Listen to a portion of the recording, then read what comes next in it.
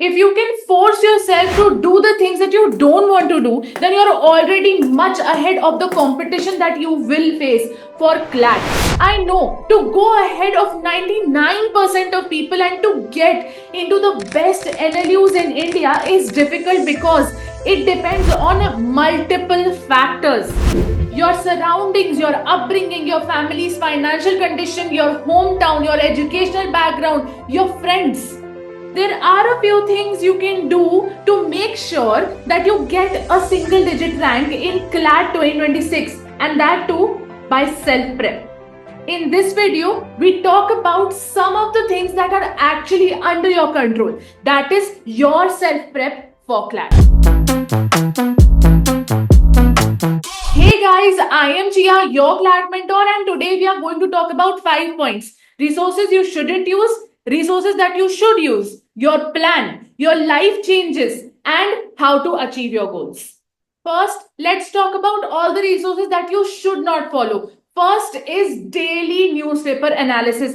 अगर तुम अपना आधे से ज्यादा दिन इस चीज में वेस्ट कर रहे हो कि तुम जा रहे हो किसी यूट्यूब चैनल पे और वहां पे डेली न्यूज़पेपर एनालिसिस अटेंड कर रहे हो, नोट्स बना रहे हो, तो पागल हो जाओगे और बेवकूफ हो तुम, क्योंकि it's not at all important, it's time waste, इसलिए नहीं करना है. Second is bad mocks. अब तुम कैसे जानोगे कि कोई मॉक बुरा है या अच्छा है या कैसा है?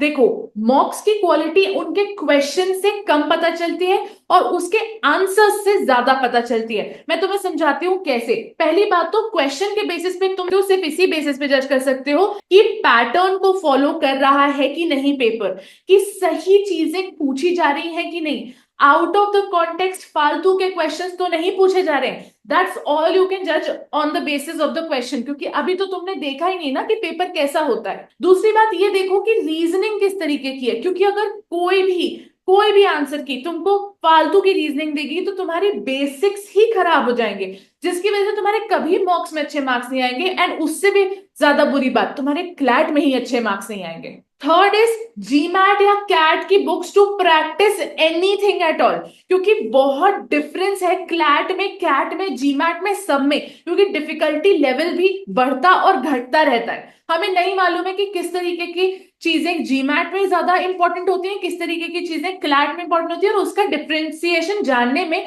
तुम फालतू में क्यों टाइम वेस्ट करोगे जब क्लैट का ही इतना सारा फ्री मटेरियल अवेलेबल है. Fourth is static GK books. भाई टाइम वेस्ट मत करो, क्योंकि जो मैक्सिमम पोर्शन ऑफ जीके है वो करंट अफेयर्स है जो तुम्हें पढ़ना ही पड़ेगा. तो स्टैटिक जीके को भी सिर्फ रेलेवेंस के हिसाब से पढ़ो. करंट अफेयर्स से जो रेलेवेंट स्टैटिक जीके तुम सिर्फ उतना भी पढ़ लोगे तो भी चल जाएगा. और अगर तुम ह्यूमैनिटीज के स्टूडेंट हो तो तुमने 11th और 12th की अगर एनसीईआरटी पढ़ ली, उसके अलावा तुम्हें कुछ भी पढ़ने की जरूरत नहीं है. एंड फिफ्थ इज 2020 से 2025 तक के अगर तुम पीवाईक्यूज देख रहे हो, इट्स परफेक्ट. लेकिन अगर उसके पहले के पीवाईक्यूज देख रहे हो, मतलब 2019 ऑनवर्ड्स, तो फिर बिल्कुल गलत बात है. बिल्कुल देखना ही नहीं चाहिए, सोचना ही नहीं चाहिए कि तुम्हें देखना भी है. Leave it then and there. And the sixth resource that you should not follow is the most important resource, और वो है ऑफ द काउंटर जो क्लैट की इतनी मोटी मोटी गाइड्स मिलती हैं, which is not at all useful. मतलब उसमें लिटरली पैटर्न से बिल्कुल विरुद्ध मॉक्स भी होते हैं, and it's not at all relevant for your preparation. Legal का कुछ भी पढ़ाया जाता है, स्टैटिक जीके पढ़ाया जाता है, ग्रामर पढ़ाई जाती है, which is not even the pattern of the whole exam. Syllabus तक मैच नहीं करता है उन बुक्स का. और अगर तुम एक्चुअली जानना चाहते हो सिलेबस क्या है, तो ये वीडियो जाके देख लो ना, टाइम वेस्ट क्यों करना है. अब नेक्स्ट पार्ट में आ जाते हैं, that is resources that you should follow.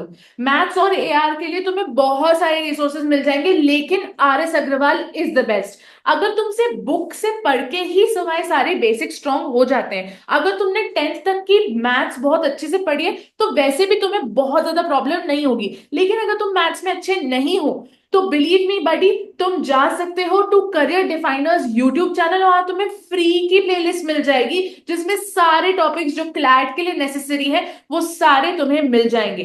Next, reading comprehension और क्रिटिकल रीजनिंग के रिसोर्सेज क्या है. सबसे पहले तो रीडिंग कॉम्प्रिहेंशन या क्रिटिकल रीजनिंग के लिए आपकी रीडिंग बहुत स्ट्रांग होनी चाहिए, तो न्यूज़पेपर के आपको एडिटोरियल्स पढ़ते रहने हैं. Other than that you should read these books and listen to these podcasts. These are very very important. These will improve your vocabulary by time and तुमको बहुत ज्यादा मेहनत करनी भी नहीं पड़ेगी. और लीगल के बेसिक्स, देखो लीगल के बेसिक्स किसी भी आलतू फालतू की बुक से मत पढ़ना. लीगल की प्रैक्टिस किसी आलतू फालतू की बुक से मत करना, क्योंकि क्लैट का लीगल इज वेरी डिफरेंट. अब तुम सुनो मेरी बात. मैंने तुम्हारे लिए बहुत सारा फ्री रिसोर्स बना के रखा है and that is called the CLAT basics, जिसकी लिंक तुम्हें डिस्क्रिप्शन में मिल जाएगी. डोंट मिस आउट, अभी क्लिक करो, सब कुछ फ्री है, डोंट वरी. इससे तुम्हारे 90% लीगल के बेसिक्स कवर हो जाएंगे. अब रही बात जीके की, तो तुम ऐसा मत करना कि 18 रिसोर्सेज उठा लिए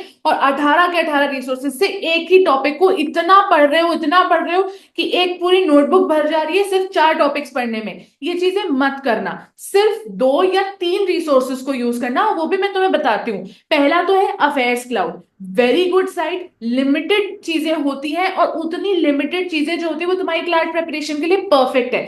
अगर तुमको वहां पे मजा नहीं आती है पढ़ने में, तुम्हें लगता है नहीं यार और थोड़ा सा पढ़ना है, तो मेरी एक बात सुनो. तुम जाओ सबसे इंपॉर्टेंट टॉपिक्स की लिस्ट देख लो, जो मैं हर महीने के फर्स्ट को डालती ही हूं शॉर्ट्स में. जाओगे, अभी जाओगे शॉर्ट्स में, तुम्हें मिल जाएगी तीनों महीनों की, जनवरी फरवरी एंड मार्च. वहां से तुमने इंपॉर्टेंट टॉपिक्स की लिस्ट निकाली. अब इन लिस्ट को उठा के तुम दृष्टि से भी पढ़ सकते हो, इनसाइट आईएएस से भी पढ़ सकते हो, कहीं से भी पढ़ सकते हो, नो प्रॉब्लम. आप समझ लेते हैं कि तुमको अगर क्लैट क्रैक करना है तो तुम्हारा प्लान क्या होना चाहिए पर डे के हिसाब से. देखो 4 से 5 घंटे से ज्यादा नहीं पढ़ना है. नीट एग्जामिनेशन नहीं है कि बैठ के 18 घंटे तक पढ़े चले जा रहे हैं, रटे चले जा रहे हैं. ये वाली गलती मत करना. आगे आने वाली मेरी फेलियर की स्टोरी, उसको सुने बिना इस वीडियो को छोड़ के भी मत जाना. अब देखो, अगर तुम्हें 4 से 5 घंटे पढ़ना ही है तो इस तरीके से मत पढ़ो ना कि पढ़ने बैठे हो, कुछ भी पढ़ रहे हैं और फोन भी चला रहे हैं, सब कुछ कर रहे हैं. ऐसे मत पढ़ो. एवरी डे की टू डू लिस्ट बनाओ. अब एवरी डे तुम बैठोगे टू डू लिस्ट बनाने और वहां 1-1.5 घंटा बिताओगे. उससे बेहतर है कि तुम वीकली टू डू लिस्ट बनाओ. अब देखो, मुझे ऐसा लग रहा है कि मैंने तुम्हारी 50% प्रॉब्लम तो सॉल्व कर दी, लेकिन मैं यहां आई हूं ताकि तुम्हारी 100% प्रॉब्लम सॉल्व हो जाए.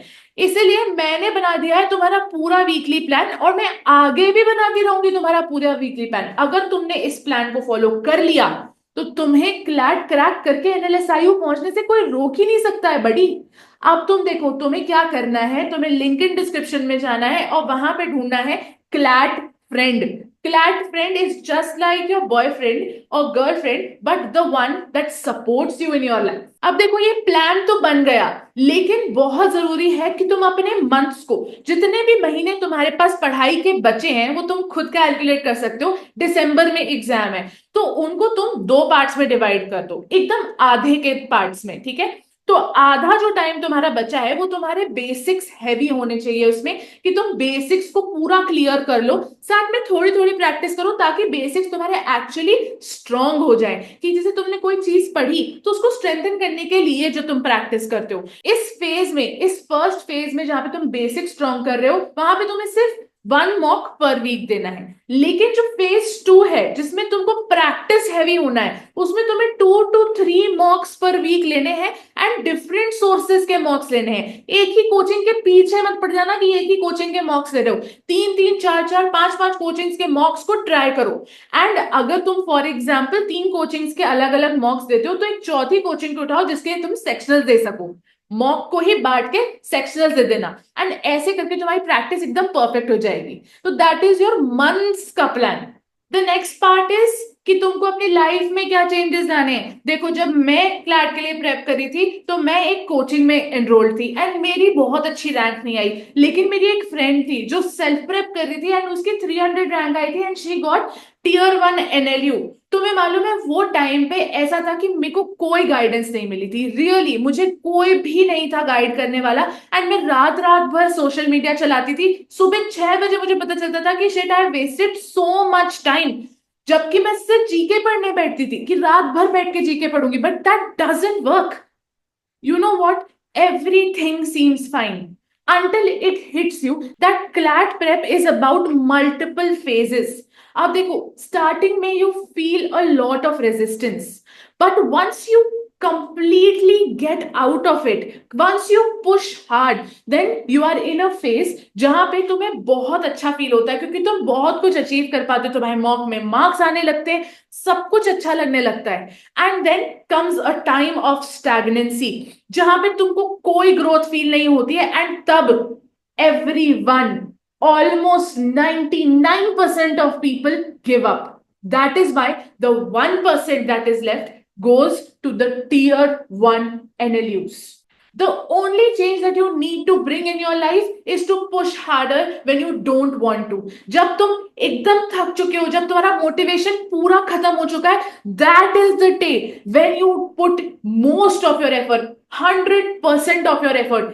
And the last thing is कि तुम्हें ये गोल्स को अचीव कैसे करना है. The only one and only तरीका होता है कि तुमने टू डू लिस्ट जो बनाई है उसको तुम पोमोडोरो के थ्रू कंप्लीट कर लो. अब पोमोडोरो के थ्रू कैसे करोगे? तुम्हें फेजेस में पढ़ाई करनी है. तुम कोशिश कर सकते हो कि तुम्हारे जितने भी टास्क हैं वो मिनट्स के हिसाब से कोडेड हो. जैसे मेरी टू डू लिस्ट में कंप्लीटली कोडेड है. चाहो तो ये स्क्रीनशॉट के बेसिस पे देख लो. मैं तुम्हें मिनट्स के हिसाब से बता रही हूँ कि तुम्हें किसी चीज को पढ़ने में कितना टाइम लगेगा. अब जो ये टास्क है इन्हीं के हिसाब से तुम अपने टाइम को डिवाइड कर सकते हो. अगर तुम्हारा ये टास्क जो है ये 30 मिनट्स या 30 मिनट से कम का टास्क है तो इसके बाद वाला ब्रेक शुड बी 5 और 10 मिनट्स. लेकिन अगर तुम्हारा टास्क 40 मिनट्स या 40 मिनट से ज्यादा का है तो तुम उसके बाद 15 मिनट का ब्रेक ले सकते हो, इवन 20 मिनट का ब्रेक ले सकते हो. And that's Pomodoro. जरूरी नहीं है कि हर चीज एकदम बाय द बुक फॉलो हो. जैसा तुमसे बन रहा है वैसे करो. And that's it, guys. You know, I am Chia Didi, always there to help you. I'll see you next time. Bye.